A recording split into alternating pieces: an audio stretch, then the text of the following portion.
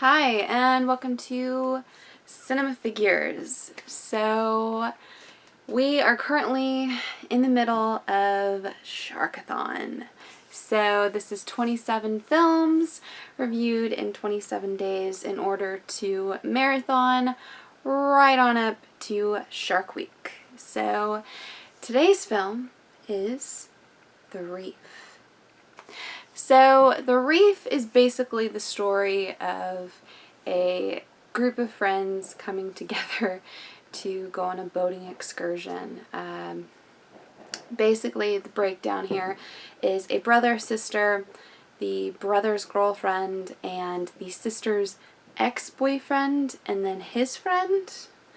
So, they're actually on a bit of a boating excursion. It's going to be for a holiday, as they say across the pond, holiday.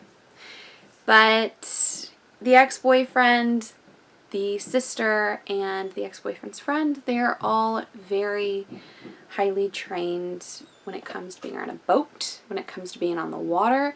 So definitely very different compared to your normal shark movie, shark bait, best way to put it. But the thing about it is there's this whole underlying tension between the two exes of, are they going to get back together? Are they on this trip as a possibility of getting back together? That's kind of what it leads through to the whole beginning of the film until something happens to the boat and it ends up getting flipped around.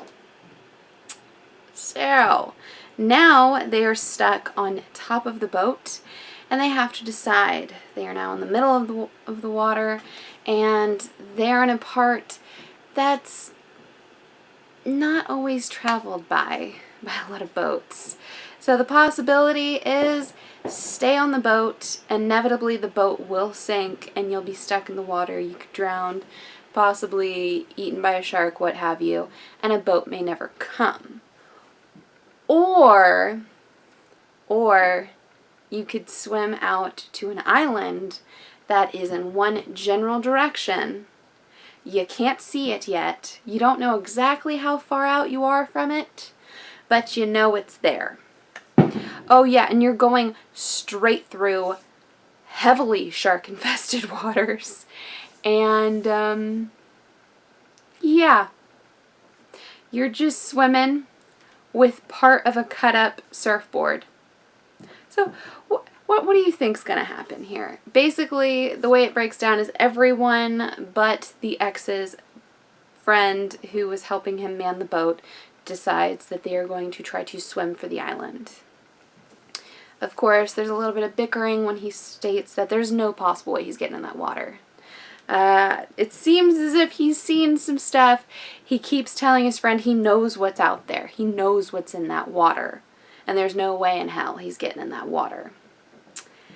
So, yeah, he's staying on the bottom of the boat. Now, everyone else is taking their own little cut-up boogie board. And they're swimming for land. So, in this, the scariest part is the not knowing if it's actually a shark or if it's a wave that you're hearing.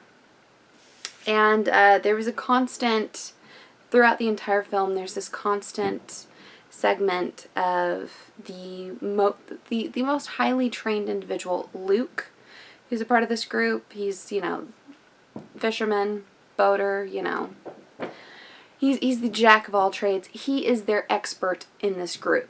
And he is constantly putting on his goggles in order to look through the water to see if there's anything there whenever they think they hear something, whenever they think they see something. And this is their way of introducing any kind of underwater threats throughout. And trust me, there are quite a few in this film. I will tell you, I heard that this film had some pretty good shark attacks, and I gotta tell you, it did not disappoint as far as the shark attacks went. Especially Matt, him getting picked off from the group and having his legs torn off and just kind of bleeding out and then getting eaten by sharks. Yeah, it was pretty rough. But now we're down to 2 girls and Luke. So, doesn't exactly end well for the girlfriend or Luke. And we end up with 1 survivor out of this entire thing. And it just... I feel like some of the deaths were a little rushed, in my opinion. Especially, I mean, spoiler if you haven't seen The Reef before, but Luke dies. And the way he dies is just... he's just gone, basically. There's a shark coming straight for you. He's screaming at his girlfriend to pull him out of the water. You know, pull him out of the water, pull him out of the water. Because they finally reached land, and it's a whole rock edge. So, she's trying to, and then he's just gone.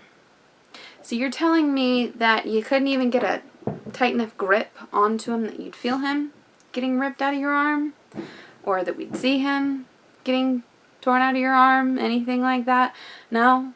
No, you're just gonna have waves, no blood, no struggle, just gone.